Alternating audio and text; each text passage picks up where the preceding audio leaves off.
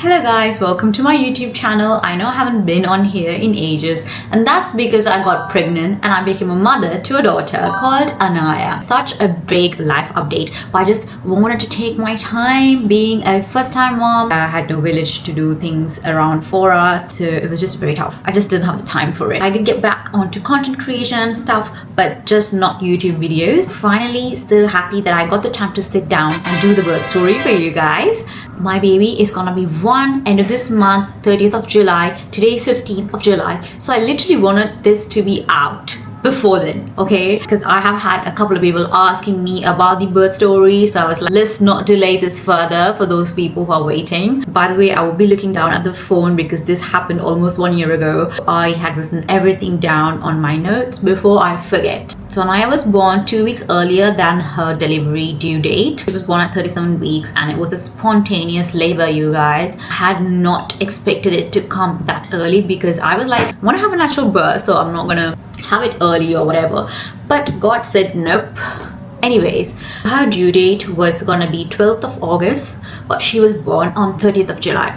So this is what happened on that morning. I was struggling to sleep, okay? If you've been pregnant, you know how hard it is to fall asleep when you're in your third trimester, especially in the last few weeks, days. You literally can feel the baby move apart really well. The arms, the legs, the head, just trying to come out of you basically. So I was praying to God at 1 a.m. please get this baby out of me, okay? I was praying this, I was literally crying, I was having hip pain, I was having my chest aching, everything was literally hurting and I just wanted the baby out of me. My feet, you should have seen my feet, they were swollen like an elephant's feet literally, and they were super painful. So much of water retention going on. Luckily I didn't have any diabetes, high blood pressure or anything, but other than that the swelling was really bad and I had pelvic girdle pain as well. The usual sciatica I had got even worse. All of that was going on and I was praying that this baby would just come out early, and God was like, knock knock. At 6 a.m. I'm waking up to go to the toilet. I get up and there's just like a pool of water. But this is not urine. Mind you, I just urinated. I was like, what the hell is this? It was like light pink in color and I could see like spots some blood in it. My water broke. I literally ran to my husband and I was like, come in and see what's happened to me. And he goes, what have you done? Have you peed yourself? I was like, no, this is my water that's broken. We have to rush to the hospital. He was still like doubting me. So we sent a picture of the flow to the gynae and he confirmed that it is my water that's broken. We were like, okay, let's rush into the hospital. And he goes to us that he's not available today because his son's getting married. So we were like, oh wow, because I was with this guy from the beginning and imagine he's just gone out of the scene. And I went for him only because he's pro natural birth. I don't want any other doctors because they all push towards the C-section, especially in Sri Lanka. They try to make money. Our gynae referred us to another gynae. I was having doubts with that, but anyways, we rushed to the hospital. Luckily, the baby's hospital bag was packed by me. I washed them, ironed them and packed them. Mine and my husband's were not ready. My husband dropped me off to the emergency and they checked the dilation and it was only a centimeter and they were like, this is labor. Luckily, we reserved the room just a couple of days ago, which was very lucky because we were not ready for it, but God sent a friend to us who kindly gave us a number to book this room and we did it, and luckily that room was available. Mind you, this is 2 weeks early, so we were lucky enough to get the exact room that we booked. And into the room, they put a cannula in my hand and they started to monitor the baby and me, the heart rate using a CTG. Now I told my husband, go get the bag, so he left me and I was in pain, okay? It just started little by little. It was just like my usual period pain or even less. I was like, okay, I'm sure the childbirth contractions are much worse than this. I was just like, bring it on, you know, I can do this because my usual period pain is very bad, you know. I've experienced the worst cramps. Most of the time I get dizzy, I can't eat, I just can't even sit it's that painful. So the new gynae that my original gynae had recommended, he was not allowing me to get out of the bed, which was really bad because I am trying for a natural birth here. I need to be moving around for my dilation to occur and for it to increase. For me to dilate, I need to be walking around and stretching, exercising, bouncing on the ball. But this doctor would not even let me go to the toilet. I was like finding it hard to pee in bed basically. So I was like, no, I need another doctor. Heard of birth stories from other family friends. Came across a name called Richard. He is one of the best for natural births. So I was like, let me find out if he's available. He was available that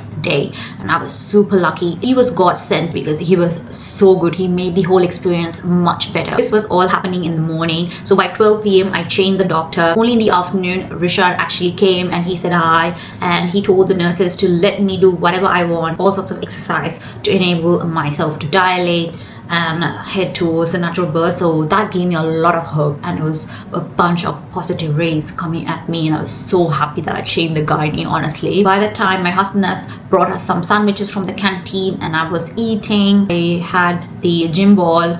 I was bouncing on it, feeling less pain because obviously my body is moving. So I was able to manage my contractions very well. Mind you, I have done hypnobirthing before, so I was really prepared with my mindset on how I can manage this pain, how I can, keep myself really motivated towards the natural birth. For a natural birth, you have to have the mindset, guys. You can't give in to whatever they tell you to do. You have to be resilient. You have to have faith in God that you can get through this. I went to the toilet. I was moving about. I had my lunch then. I started having the raspberry leaf tea, which was really great because that helps you to dilate even more. I started playing all the worship songs that I usually listen to, which was really positive, and I was just praying to God, help me to go with this, because by now it's evening, 6 p.m. It's like a whole 6 a.m. to 6 p.m. situation going on, and I was like, oh my gosh, how long is it gonna take? They kept on sending random doctors though to check the dilation, which was really annoying because that was not on my birth plan. I wanted the number of staffs to be limited. I didn't want like random people coming in, but that's how it works in Sri Lanka, I guess. And it's all male doctors as well. So you're a bit uncomfortable naturally with random men looking down there while you're in pain as well. They also gave this form for my husband to fill in. Whenever there's a kick or baby's really big movement, I should mark that, and we were doing that. At some point it just flew out of the window. And when they told me I was dilated 5 centimeters, which was around 7 to 8 p.m, that's when they were like, this is gonna be active labor soon. I was like, wow, the whole day I waited. In Sri Lanka, they do shave you down there just before you start pushing. So they shaved me down there, which was a bit weird. You had to get into the gown and wear the cap. And they also put the enigma inside of me so that I clear all the stools that's inside. But usually I'm a constipated person, so it would not come out and I couldn't be bothered to push. I obviously was scared that I would push the baby out. I know it's not possible, but that's how my brain was working. I was just hoping and praying that I don't shit myself in front of all these doctors and gynaes, That's my baby making noises. This is the main reason why I can't film. I was eating dates. I was having raspberry leaf tea to dilate. That's how I got to the 5 centimeter point. And from that point onwards, I was holding on to my birth comb, which was so handy because you're putting all the pain, the anguish, all into that one particular tool, and you're focusing your mind onto that. He got taken into the active labor room on a stretcher. They had given Varun a robe as well, which was funny. He was wearing the cap. There's only one nurse and they just like keep observing me and the baby. The labor room is so tiny and it's super hot, even though the AC is on. It's a very old AC, I guess. I was like literally gasping for air. I couldn't breathe because the pain got very intense. That's when the contractions were feeling like really bad. It was so often. And when you see the intervals, it's very like close. So I opted in for gas and air. It was very hard because I am asthmatic. Hold the gas and air in one hand and breathe it in and breathe it out like that. To keep it in for a bit, which is the hardest part when you're in pain. Your brain just doesn't work, but you have to tell yourself, if you want natural birth, listen to yourself. Just be calm. Just do what they're telling you to do. My husband was holding on to it. But to make things worse, now it's around 9 p.m. in the night. We have been there from 6 a.m. till 9 p.m. but now we're in active labor. I can literally feel the head pushing down there, literally trying to come out of me. But we got bad news that the baby's heart rate went low. And they were panicking me, saying, now you have to go for a C-section, because my water had broken at 6 a.m. and there were risks of baby getting infected or me getting infected. So they were like, if it takes longer or if I don't dilate within 24 hours, I can't have a natural birth, and they'll have to cut me open and take the baby out for both of our safety. This was told early in the morning. Somehow God helped me be very calm, and because I did hypnobirthing course, I was very, very educated about all the tricks and all the words they will use. When I'm about to push, they're telling me the baby's heart rate is low and we're going to take her out. I was like, no way, you're not touching me, you're not going to cut me open.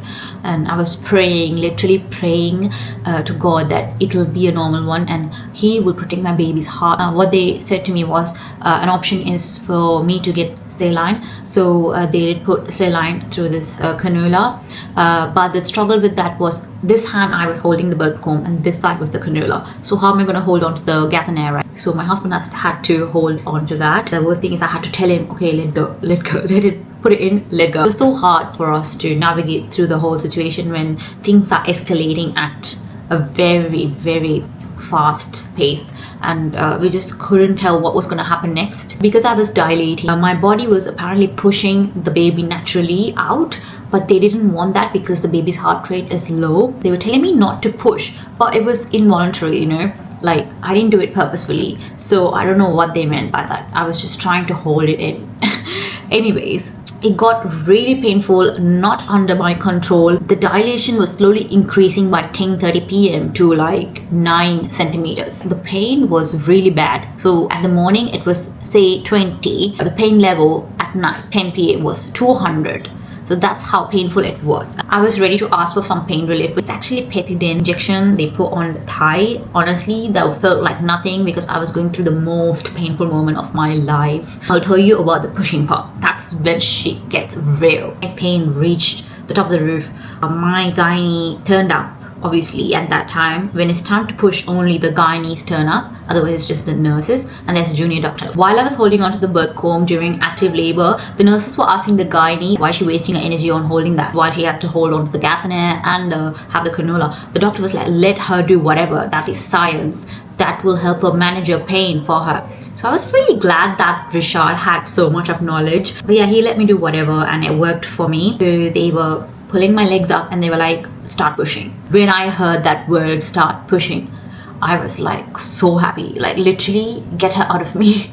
I was literally pushing and that's when it hurt. My husband asked my gynae if he can record this birth and they were like yes. So he was recording. The doctor even kindly enough told the staff to record for him so he can be holding my hand and motivating me. I had told my husband this is how you should be at the labor. Just hold my hand and say all the positive things, affirmations, and just tell me to keep pushing, breathe especially. That's what they say at hypnobirthing, to breathe, to stay calm.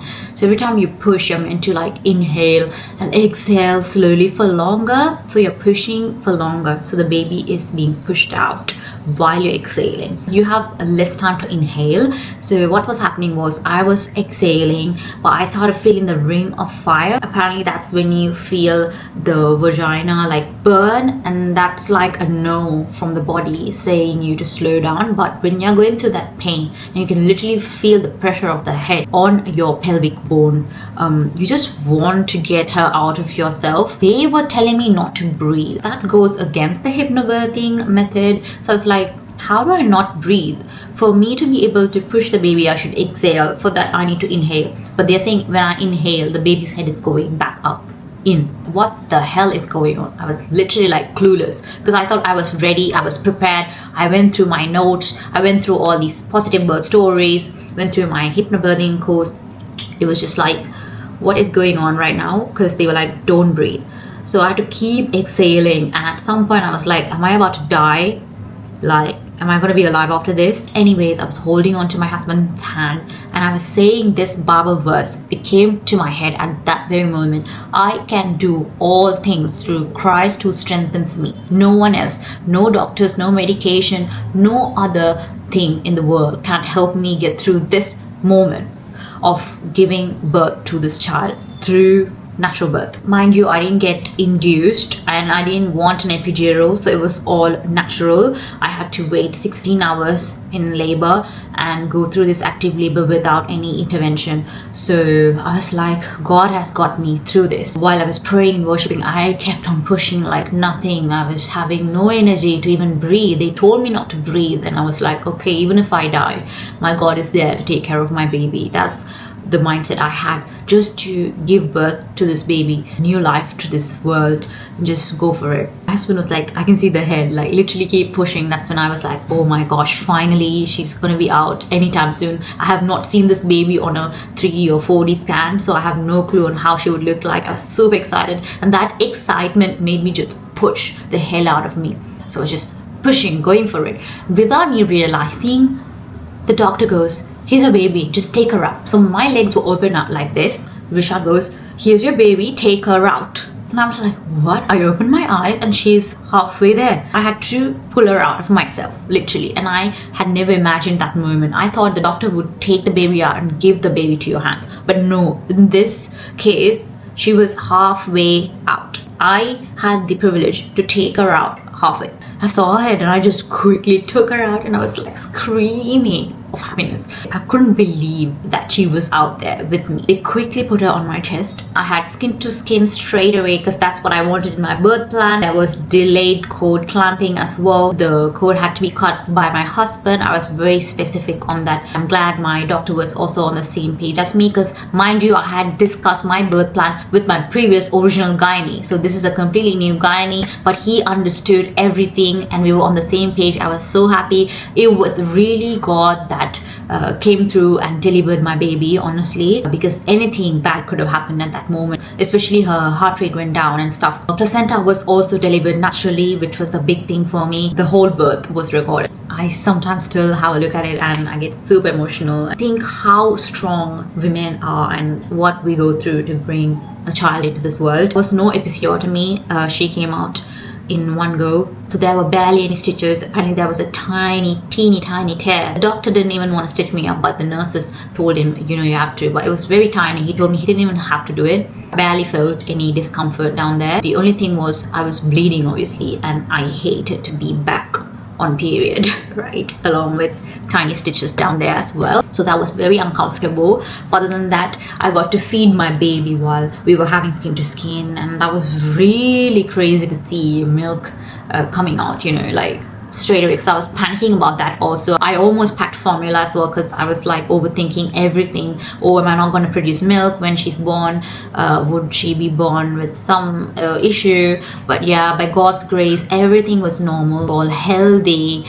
She cried straight away. So they took her to clean her up and they measured her weight. She was 3.2 kgs, which was a big baby, honestly. She was very cute. Like when we saw her, it was just like, oh my gosh, this was worth it at the end. While my baby was being cleaned, they came and cleaned me up. They did the fondle massage, which hurt, and I was a bit uncomfortable because I had just given birth and I don't want someone again to be touching me. But yeah, it had to be done to get rid of all the excess blood that's in there. And they gave me something to drink, but I was still drowsy because the gas and air makes you drowsy. So it was all a blur to me that night, that moment. But I got put in the stretcher again, along with my baby on my chest. The baby's kept inside your clothing. That's called kangaroo care. Then we left to our room. They monitored everything, the heart rate and all that of mine and my baby. So she was born at 11 p.m. If she was born 1 hour later, she would have been born on 31st of July. But yeah, so that night was crazy. We couldn't have any sleep because obviously now we have a baby, a newborn, and there was no one for help. So luckily we had booked this midwife service, but it was an old woman who just was very fussy. She was there with us in the room. There was this lactation consultant who came through to show me how to feed, how to get the milk out, how to hold the baby, how to know if they are full, how to burp them, and they were teaching my husband also, so we were both learning a lot. We already did our research and I had shared all of this before to him, so we did have some knowledge, but it was really good to see some hands-on assistance with all of it. Then they tell us to choose a pediatrician, so we just went for someone who our gynae recommended. She gave Anaya the first vaccine called BCG, and they do a heel prick to test some stuff. I really forgot. I don't have anything written on here on what tests those were. At the night we were with that midwife person, I was just like feeling very overwhelmed because obviously now I have a baby to take care of. I had no clue of how to do things, obviously, because there was no mother-in-law or mother next to me. So only my husband had the sofa to sleep in, so no one could really stay with us, not even my mom, because we had the midwife now. Whenever the baby cried for milk, I just feed her, kept on feeding her every 2 hours that night. I wanted to pee after giving birth, and I was so scared because I've seen so many birth stories where they tell you it's so painful and burns. But for me, luckily, I did anticipate all of that. When I sat down and peed, I had no burning sensation, thank God, because there were barely any stitches. It was not painful, it was not scary. I had a light dinner, I couldn't eat much. I was just so overwhelmed to see the baby. She looked so cute. Minimum amount of sleep, so I was like looking like a zombie while my husband was looking all put together. Second day, the morning, they wanted to discharge us, but then to see the record that my baby has not passed her first poo. A baby's first poo is called a meconium, and if they do not pass that, it's very bad. So the doctors have to keep monitoring them and see what's wrong, if there's any issues with their organs and stuff. So it was quite scary. The meconium is usually black. We were just constantly checking a nappy for any black thing. And the first 24 hours she had to wear not the diaper nappy, cloth nappy, just to see if the urine is coming through, if it's yellow, to check for jaundice. Thankfully she didn't have jaundice or anything else, but there was no poo, so that was quite concerning because they were like, you need to stay one more night so that we can observe her. So we waited one more night, and the next day night, obviously 24 hours later, she did her poo, and that's when we were like, wow, such a relief. It's like, now you're all good to go. So the next morning we packed up. They sent a photographer's team to take newborn photos at the hospital. It's coming under the package, so we were like, why not? And I looked like a zombie, and I was not with makeup, not with nice clothes on. My husband looked like really good. He was proper dressed up, and he was holding the baby like a trophy. It was just like, okay, whatever. Some of my relatives visited us, my grandparents. It was really heartwarming to watch. Shad came lastly to check up on me if I am healing, if there's any complications, infections down there. So he just saying like, it's all good. I'll see you in another month or so. So yeah, that was all. I just feel like being a bit better with the number of staffs that come in to monitor you down there and stuff like that. At some point they did get things mixed up as well, like the first poo, they had not recorded it properly, and they had sent another person another time, so they were like so confused, and they were confusing us too, but we knew for a fact it has been over 24 hours. Yeah, those were the things that had to be changed. Yeah, that was our experience. But the next day or so, she couldn't latch for good at all. The eyes started turning yellow, and we took her to the pediatrician, and she just scared us. She was like, you know, if you don't give her breast milk, she's gonna suffer and her immune system is gonna be so low, so you have to force it on her, make sure that she latches and you feed her enough. But I was struggling, I was engorged, and I was like, what the hell, how do I feed her, you know? So I was talking to a couple of friends and told me to go to the lactation center. I learned I could still pump out my breast milk and give it in a small bottle, so she'll still get the breast milk, which is the main point right now, because she was suffering with jaundice and it cannot get worse. She was not really taking the bottle also. In the end, I was able to latch her onto my breast. Yeah, she was all good. Her weight was normal and it was going up. That's the whole story, and I hope I covered everything. If you guys have any questions regarding birth, pregnancy, new mom life, please do leave your comments down here. I'm more than happy to help you with anything, because I know how hard it is to have a lot of questions but do not have anyone to answer these. Feel free to ask me if you have any questions. It was a very special moment to share this with you guys. It's something personal, but I am sharing only to make people aware of things, birth plans and birth experience. So yeah, I hope you found it useful somehow, and stay tuned for more of our family content and stuff like that. Bye!